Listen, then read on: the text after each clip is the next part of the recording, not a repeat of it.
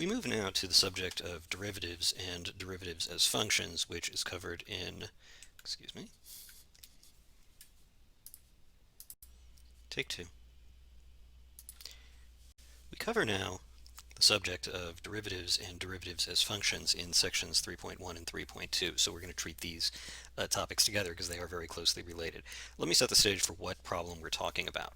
What we'd like to do is find a line that's tangent to what I'm drawing here as the green function. We'll call it y equals f of x at the point x equals a. So when I say the tangent line, I'm referring to the purple line that you see in the drawing. This is the line that just barely grazes the function. And we consider that to be the tangent line. So the question is, how would you find such a tangent line?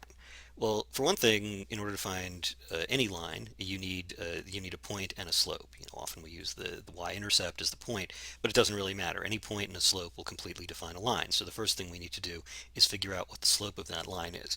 So what I've written here as as lines 1, 2, and 3 kind of suggest how we might go about this. What we might do is try to estimate what the slope of this line is by just picking some points you see in red here that are near A and drawing a line between the purple point at A and those points.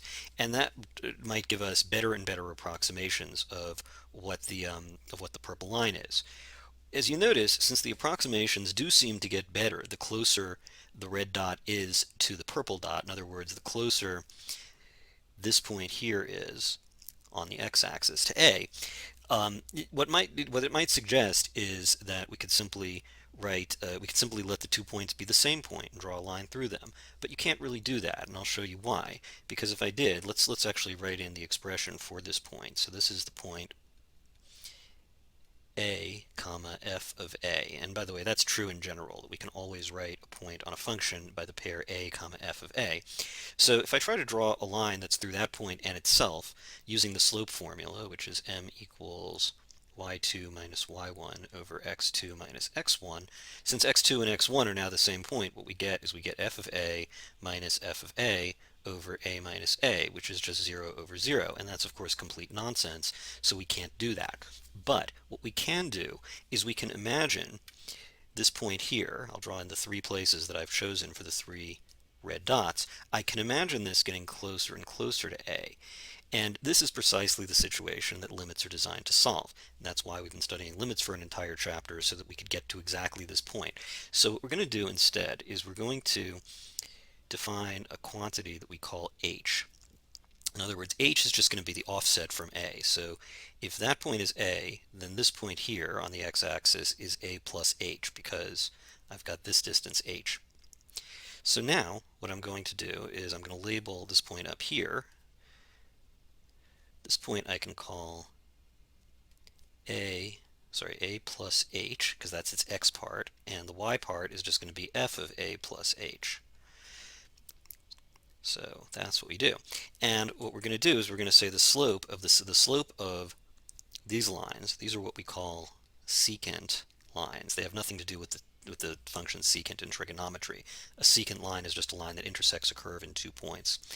So the slope of the secant line is going to be f of a plus h minus f of a over a plus h minus a.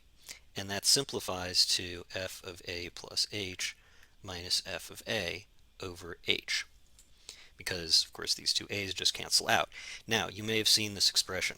You probably saw it in pre-calc. That's what your teacher called the difference quotient, and this is why it's important, because it gives the slope of that secant line when we define the secant line in that way.